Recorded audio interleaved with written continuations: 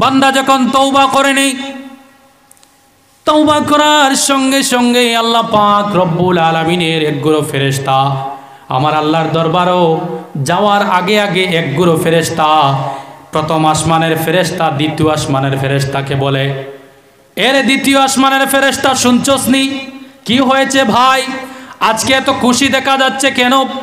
প্রথম আসমানের ফেরেশতা দ্বিতীয় আসমানের ফেরেশতাকে বলেন, এ আমার মালাইকা ভাইরা, আল্লাহ রব্বুল আলামিনের এক বান্দা মাহফিলের মধ্যে বসে নামাজের ছাটির মধ্যে বসে এইমাত্র তওবা করলো, চলো তওবার সুসংবাদটা আমরা তৃতীয় আসমানের মধ্যে পৌঁছে দেই। পড়েন না সুবহানাল্লাহ। হাদিস বলতেছি, কোনো দাসমুসো কথা কোয়ার লাগিন খাসার থাকিন দাড়ি মুস নাই সুর গায়ে মাতিবন কই চ্যালেঞ্জ করি কথা কই এদের আপনারও তো আসেন চ্যালেঞ্জের লোক হইয়া মাশাআল্লাহ দেখছেন আল্লাহর নাম ডাক দেখ কোসেন বড় করে একবার হোক আল্লাহু আকবার মাশাআল্লাহ। আমি মনে করছি আপনারা হলে হলে কইবা দোয়া আল্লাহ হি না, আপনারা ইমান আবু মজবুত আছে দেই আরেকবার হোক কোসেন আল্লাহু আকবার, আরেকবার হোক আল্লাহু আকবার।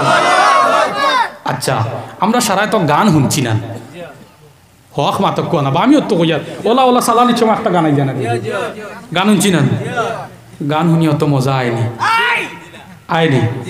আয় না। দেখুন আল্লাহর নামের মধ্যে কত মজা, আর একবার তো ডাক দেখো আল্লাহ রে হোক আল্লাহ আকবার। প্রিয় ভাইরা আমার, বলতেছিলাম আপনাদের সম্মুখে আল্লাহ রব্বুল আলামিনের মালাইকাদের মধ্যে প্রথম আসমানের মালাইকারা দ্বিতীয় আসমানের ফেরেশতাদেরকে বলেন, দ্বিতীয় আসমানের ফেরেশতারা তৃতীয় আসমানের ফেরেশতাদেরকে বলেন, হে আমার ভাইরা, ফেরেশতাদেরকে বলেন, এক ফেরেশতা অন্য ফেরেশতাদেরকে বলেন, এ আল্লাহর মালাইকা শুনছস নাকি আল্লাহ রব্বুল আলামিনের একটা বান্দা দুনিয়ার জমিনের মধ্যে বসে বসে তওবা করে নিল, চল তৃতীয় আসমানের ফেরেশতারা চতুর্থ আসমানের ফেরেশতাদেরকে বলে দে। পড়েন না সুবহানাল্লাহ। চতুর্থ আসমানের মধ্যে ফেরেশতারা খবর নিয়ে যায় তওবার খবর, তৃতীয় আসমানের ফেরেশতাদেরকে এত খুশি দেখে চতুর্থ আসমানের ফেরেশতারা বলেন, হে তৃতীয় আসমানের ফেরেশতারা, কি সুসংবাদ নিয়ে তোমরা চতুর্থ আসমানের মধ্যে চলে আসলে? তৃতীয় আসমানের ফেরেশতারা বলে, ভাইরা শুনবেন নি, আল্লাহ রব্বুল আলামিন তিনার এক বান্দা মাদ্রাসার মাহফিলের মধ্যে বসে ইতিমধ্যে সমস্ত জীবনের ছোট বড় গুনাহ থেকে তওবা করে নিল, তাই আমরা সবাই খুশি হয়ে আল্লাহর আরশে আজিমের মধ্যে খবর নিয়ে যাচ্ছি। পড়েন না সুবহানাল্লাহ। চতুর্থ আসমানের মধ্যে ঈদ আরম্ভ হয়ে যায়, সেলিব্রেশন আরম্ভ হয়ে যায়, ফাংশন আরম্ভ হয়ে যায়, এমন খুশি হন ফেরেশতারা। তারপরে চতুর্থ নম্বরের আসমানের ফেরেশতারা পঞ্চম নম্বরের মধ্যে নিয়ে যান, এইভাবে করতে করতে ষষ্ঠ আসমান সপ্তম আসমানের মধ্যে নিয়ে যান, আর সে মুআল্লার মধ্যে আমার মালিক রব্বুল আলামিনের দরবারে এই বান্দার তওবার খবরটা নিয়ে যান। পড়েন না সুবহানাল্লাহ। আল্লাহ রব্বুল আলামিন বলেন, আমার ফেরেশতারা কি ব্যাপার এত খুশি হলে কেন? ওই সময় ওই ফেরেশতারা বলেন, ও রব্বুল আলামিন, আপনি তো আল্লাহি, আপনি তো আল্লাহ, আপনি তো জানেন শুনেন, আপনি তো দেখেন আপনার অজানা কিচ্ছু নাই, কিন্তু একটা সুন্দর খবর নিয়ে আসলাম। ও আল্লাহ তাআলা, আপনার এক বান্দা মাদ্রাসার মাহফিলের মধ্যে বসে তওবা করে নিল। জোরে জোরে বলেন না সুবহানাল্লাহ। তওবার খবর যেমনে পেয়ে গেল আরশে মুআল্লা, এমনি সময় ভূমিকম্প করে একজন জওয়ান ভাই যখন তওবা করে নে, আল্লাহ পাকের দরবারে যখন নিজেকে সারেন্ডার করে নে, তখন আল্লাহর আরশে আজিম জলমল ভাবে এইভাবে ভূমিকম্প করে।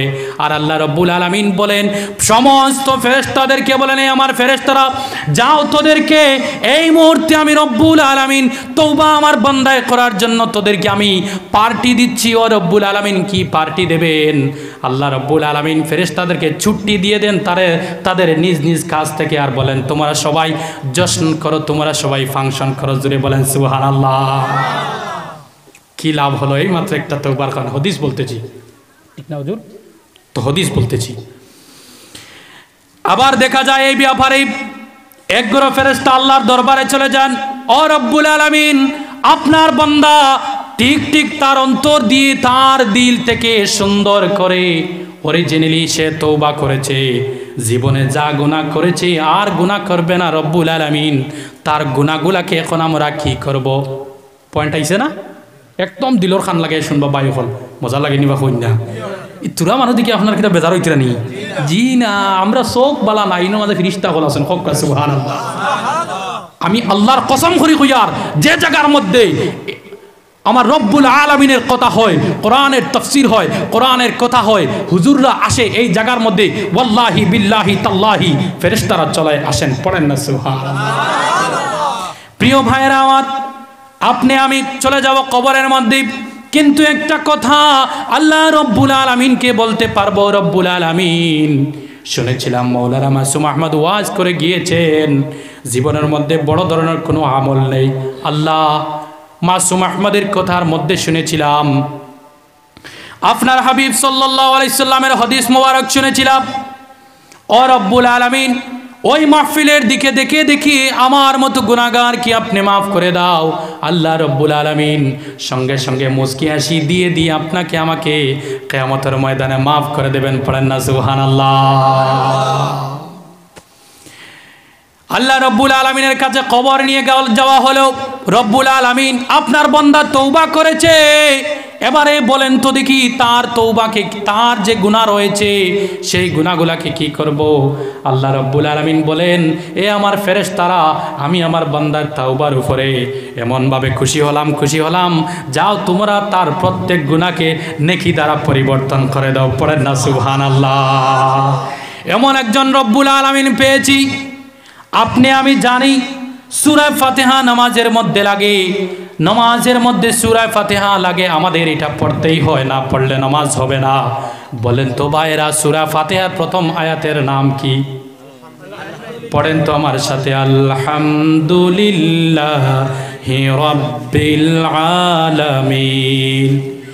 আপনি আমি একদিন কি হুজুরকে প্রশ্ন করেছিলাম, হুজুর আল্লাহ রব্বুল আলামিনের অনেক নাম রয়েছে, রহমান রয়েছে, রহিম রয়েছে, কুদ্দুস রয়েছে, খালিক রয়েছে, রহিম রয়েছে, আহাদ রয়েছে, ওয়াহিদ রয়েছে, মাজিদ রয়েছে, ওয়াহিদ রয়েছে, আহাদ রয়েছে। ও হুজুর বলেন তো দেখি সূরা ফাতিহার মধ্যে সর্বপ্রথম আল্লাহ রব বলে তিনার নামকে কেন ঘোষণা করলেন? পড়েন না সুবহানাল্লাহ। শুনতে চাইনি? একটা দিন তা যদি প্রশ্ন করতায় রে বা আপনারা বুঝছেন মসজিদের ইমামরে গিয়া, ইমাম সাহেব কিছু ওটা মজার কথা কইন না, আপনারা নিজে শুনছেন আল্লাহ তাআলার তো কতটা নাম আছে না, অত নামের মধ্যে ও আল্লাহ খেনে আপনি রব্বুল আলামিন কইলা, আলহামদুলিল্লাহি রব্বিল আলামিন, আল্লাহ খেনে ইকান্তা কইলা রে বা। যে আল্লাহর আশিক হুজুর হে প্রশ্ন করি বই দিছি আল্লাহরে, শুনতান? আল্লাহ রব্বুল আলামিনের আশিক আল্লাহকে প্রশ্ন করলো, রব্বুল আলামিন এত নাম রয়েছে আপনার, এত নামের মধ্যে গাফুর রয়েছে, গাফফার রয়েছে, রাহিম রয়েছে, রহমান রয়েছে, এত নামের মধ্যে আপনি কেন রব্বুল আলামিন আপনি রব শব্দকে ইউজ করেছেন? আল্লাহ রব্বুল আলামিন আপনাকে আমাকে বলেন, ও বান্দারে বলতো দুনিয়ার জমিনে সবচাইতে মায়া রাখেন একজন, তিনি আমাদেরকে দুনিয়া আরো আওয়াজ করে বলেন, আরো একটু আওয়াজ করে বলেন, মা দুনিয়ার জমিনে আপনার জন্য আমার জন্য সবচাইতে বেশি মায়া রাখেন। ওই মা শীতকালের দিন আপনি যখন আমি যখন প্রস্রাব করেছিলাম, মা সুন্দর জায়গা থেকে চলে গিয়ে আমাকে আপনাকে সুন্দর জায়গার মধ্যে শুয়ে রেখে মা চলে গিয়েছিলেন প্রস্রাবখানার মধ্যে। আপনার আমার পেটের মধ্যে বুক লাগার কারণে খাচ্ছি না পেটের ব্যথার কারণে খাচ্ছি, কে বুঝতে পারেন? আরো জোরে বলেন, কে বুঝতে পারেন? আপনি আমি জ্বর হওয়ার পরে কিভাবে আমাদেরকে সেবা যত্ন করবেন একজন বুঝতে পারেন দুনিয়ার জমিনে, তিনি হলেন কে? মা। প্রিয় ভাইরা আমার বলার মেইন উদ্দেশ্য হলো আপনি আমি মারা যাব, কবরে রাখার আগ পর্যন্ত যতক্ষণ পর্যন্ত আপনার আমার বডি দেখা যায়, আপনার আমার কবরের মধ্যে বডি দেখা যায়, ততক্ষণ পর্যন্ত একজন কবর মুখা ধ্যান করে করে কাঁদেন, তিনি কে? আবার বলেন, তিনি হলেন আপনার আমার মা। মা ঘরের মধ্যে জাদু জাদু বলে আও মাও করে করে কাঁদেন। কিন্তু প্রিয় ভাইরা, ও আমার আল্লাহ রব্বুল আলামিন আশিক বান্দাকে বলতেছেন, এই আমার পিয়ারা আশিক বান্দা তুই শুনে রাখ, তোর মা দুনিয়ার জমিনে আসার বাদ থেকে শুরু করে, আসার পর থেকে শুরু করে কবরের মধ্যে রাখা পর্যন্ত তোর মা তোর দিকে তাকাইয়া থাকে কিনা, তোর মা কবরের মধ্যে রাখা পর্যন্ত, তোর মা তোকে শোয়ানোর, কবরের মধ্যে শোয়ানোর আগ পর্যন্ত, আপনাকে আমাকে গোসল করানোর আগ পর্যন্ত মা মায়া রাখেন। কবরের মধ্যে রাখার পরে জানেননি কে মায়া রাখেন? আমার আল্লাহ রব্বুল আলামিন আপনার দিকে আমার দিকে তিনার রহমতের নজর দিয়ে তাকাইয়া থাকেন। পড়েন না সুবহানাল্লাহ। আল্লাহ রব্বুল আলামিন বলেন, বান্দারে ঘুমানোর পরে we have 5 sense organs, আমাদের প্রত্যেকের মধ্যে 5টা সেন্স অর্গানস রয়েছে। শ্রব ইন্দ্রিয় রয়েছে, পঞ্চ ইন্দ্রিয় রয়েছে, আমাদের কান, আমাদের নাক, আমাদের চক্ষু, আমাদের স্কিন রয়েছে। আল্লাহ রব্বুল আলামিন বলেন, বান্দারে তোমার মা যখন ঘুমিয়ে যান, তোমার বাবা যখন ঘুমিয়ে যান, আমি আল্লাহ তখন আমার ফেরেশতা দিয়ে তোমার কানের হেফাজত করেছি, একটা পিপিলিকাও তোমার কানের মধ্যে ঢুকতে দেই না। পড়েন না সুবহানাল্লাহ। ও আল্লাহ, ও আল্লাহ, মজা লাগতেছে আলো বলেন না কেন? আল্লাহ রব্বুল আলামিন বলেন, বান্দারে তুমি পানি যে খাও, ভিতরের মধ্যে যেগুলা তোমার খাবার যায়, ওই খাবারগুলাকে পচানোর জন্য কিছুগুলা যন্ত্রপাতি আমি আল্লাহ তোমাকে মোহব্বত করে তোমার পেটের মধ্যে সৃষ্টি করেছি। পড়েন না সুবহানাল্লাহ। ও আল্লাহ, আরো একটু সোজা করে বলেন, আল্লাহ রব্বুল আলামিন বলেন, এ আমার প্রিয় বান্দা তুমি জানো না, তুমি জানো না আমি আল্লাহ রব্বুল আলামিন তোমাকে জন্মের আগে তুমি ছিলে তোমার মায়ের পেটের মধ্যে, তোমার মায়ের পেটের মধ্যে যখন ছিলে তখন মা উঠতে বসতে তোমার কষ্ট না হওয়ার জন্য আমি আল্লাহ রব্বুল আলামিন মায়ের পেটরে তোমার জন্য একটা পংসের বিছানা বানিয়েছিলাম। পড়েন না সুবহানাল্লাহ। আর একটু শর্টকাট করতে আল্লাহ রব্বুল আলামিন বলেন, এ আমার প্রিয় বান্দা, এক কথায় আমি বলতে চাই, জন্মের বাদ থেকে শুরু করে মায়ের পেটের মধ্যে আসা থেকে শুরু করে তোমাকে যতক্ষণ পর্যন্ত জান্নাতের মধ্যে দেখবো না, আমি আল্লাহ রব্বুল আলামিনের কুদরতি মনের মধ্যে শান্তি আসবে না। পড়েন না সুবহানাল্লাহ। এর জন্য আল্লাহ রব্বুল আলামিন তিনার সূরা ফাতিহার মধ্যে প্রথম শব্দ রব দিয়েছিলেন। রব শব্দের অর্থ পালন কর্তা। পালন কর্তা কিভাবে? মা আপনাকে আমাকে লালন পালন করেন, মা আপনাকে আমাকে লালন পালন করে দুনিয়ার জমিনে, কিন্তু আল্লাহ রব্বুল আলামিন আখিরাতের মধ্যে মালিক ইয়াউমিদ্দিন সেজে, মালিক সেজে আপনার আমার গুনার মধ্যে আল্লাহ রব্বুল আলামিন কনসিডার করে জান্নাতের মধ্যে দিয়ে দিবেন। এর জন্য তিনার নাম সর্বপ্রথম সূরা ফাতিহার মধ্যে রব্বুল আলামিন বলেছেন। পড়েন না সুবহানাল্লাহ। আল্লাহর ভিতরে কত মায়া, কত মায়া। প্রিয় ভাইরা আমার, আপনাদেরকে সর্বপ্রথম একটা হাদিস শরীফ শুনিয়ে নেই। আল্লাহ রব্বুল আলামিন বলেন, দুনিয়ার জমিনে কোনো বান্দা যদি শুধুমাত্র এই কথাটি বলে, সুবহানাল্লাহি ওয়া বিহামদিহি সুবহানাল্লাহিল আযীম, আমার আল্লাহ রব্বুল আলামিন বান্দার নামায় আমলের মধ্যে সঙ্গে সঙ্গে 10 লক্ষ নেকি দিয়ে দেন। পড়েন না সুবহানাল্লাহ। অন্তত পক্ষে আপনি আমি প্রিয় ভাইরা আল্লাহর একটা জিকিরকে স্মরণ করবেন।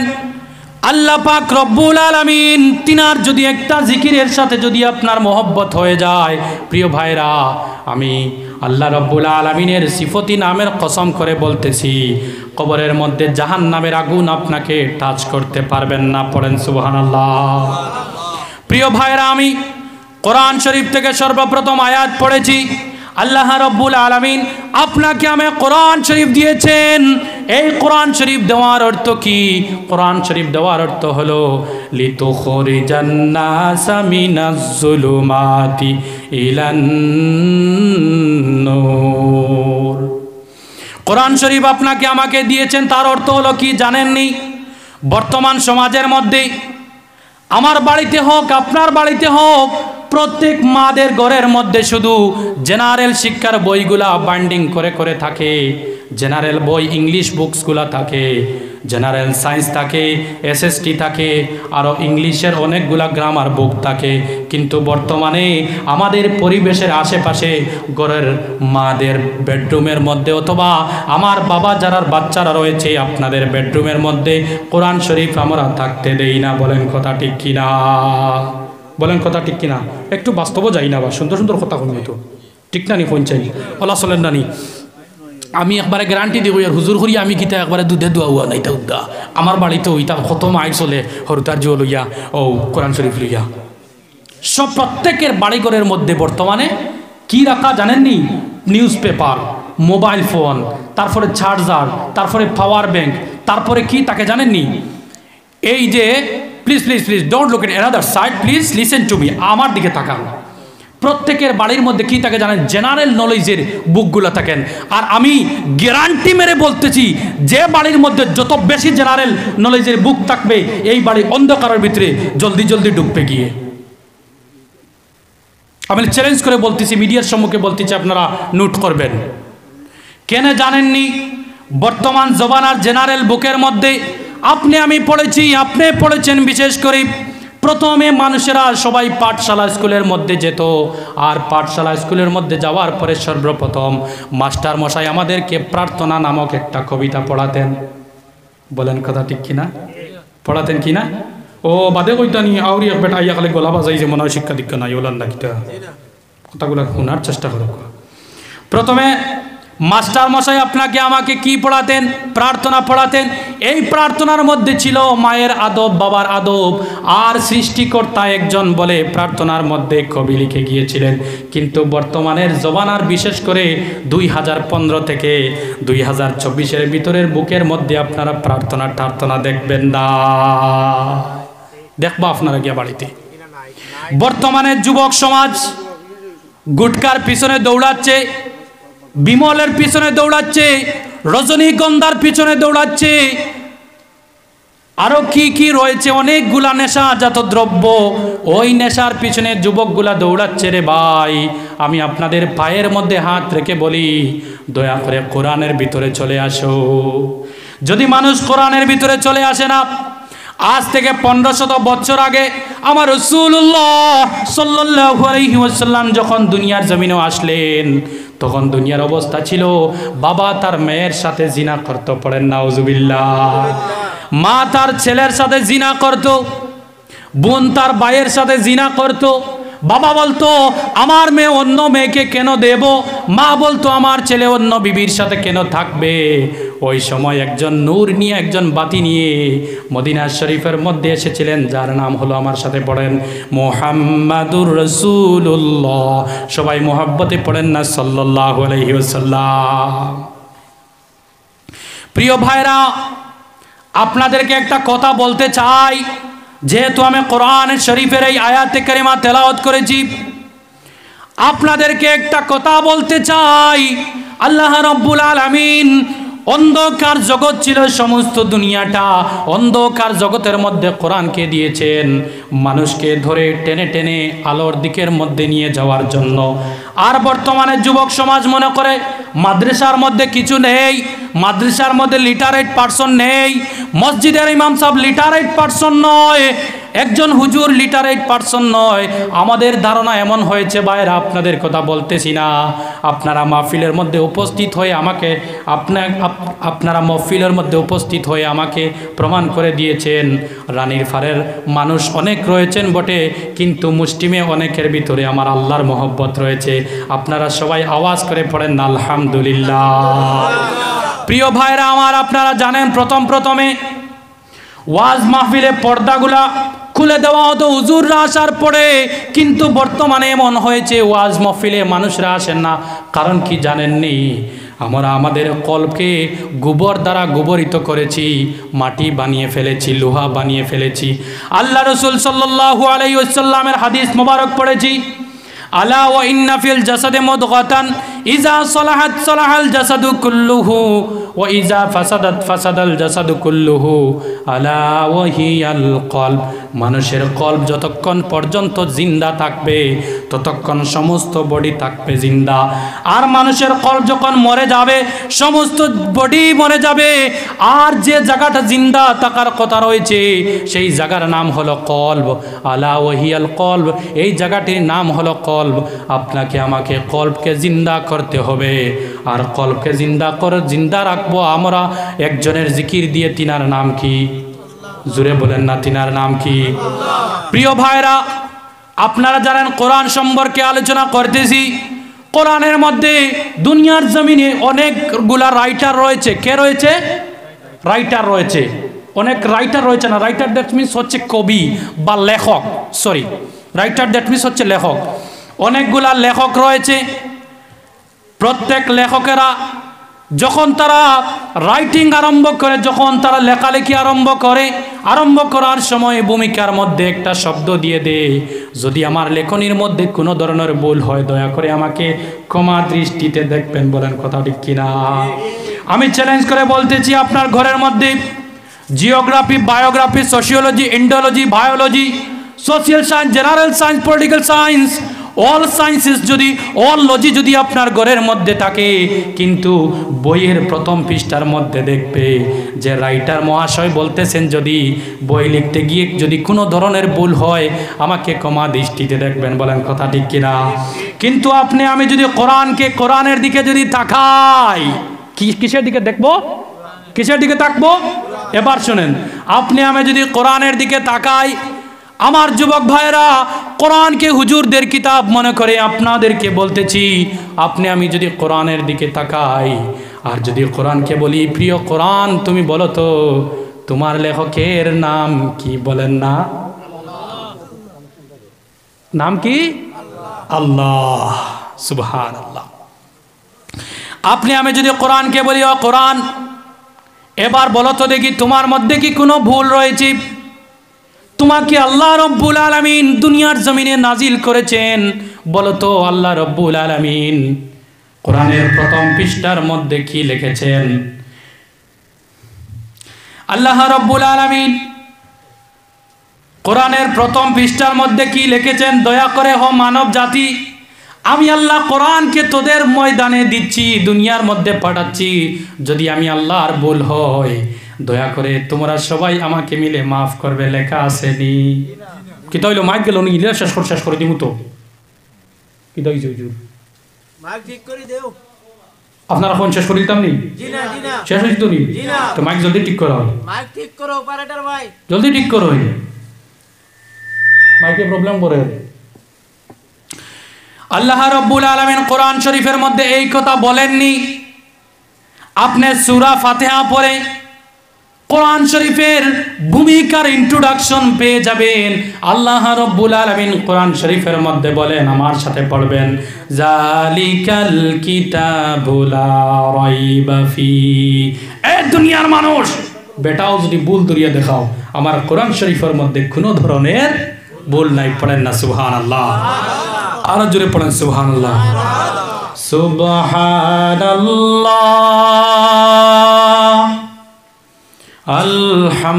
আলহামদুলিল্লাহ, লা ইলাহা ইল্লাল্লাহ, সুবহানাল্লাহ, আলহামদুলিল্লাহ, সুবহানাল্লাহ, আলহামদুলিল্লাহ, লা ইলাহা ইল্লাল্লাহ। সবাই আমার সাথে পড়েন, লা ইলাহা ইল্লাল্লাহু মুহাম্মাদুর রাসূলুল্লাহ সাল্লাল্লাহু আলাইহি ওয়াসাল্লাম। প্রিয় ভাইরা আমার, আপনাদেরকে বলতেছিলাম আল্লাহ রাব্বুল আলামিন কোরআন শরীফকে এমন ভাবে সৃষ্টি করেছেন, এমন ভাবে আমাদেরকে পাঠিয়েছেন, কোরআন শরীফের মধ্যে বিন্দু পরিমাণও কোনো ধরনের ভুল নেই। আমি আমার যুবক সমাজ যারা রয়েছেন, আপনাদের প্রত্যেকের কাছে এটাই আরজ থাকবে যে কোরআন শরীফের ভিতরে আপনারা সবাই চলে আসেন। যদি আপনারা সবাই কোরআন শরীফের ভিতরে চলে আসেন তাইলে জীবনটাকে আমরা সবাই পরিবর্তন করতে পারবো। নতুবা without Quran Sharif human being can make perfect life, can not make. মানুষ জাতি কোরআন শরীফ ছাড়া তারা তাদের জীবনকে সুন্দর করে সাজাতে গুজাতে পারবে না, এটাই পুরা গ্যারান্টি। প্রিয় হাজরিন,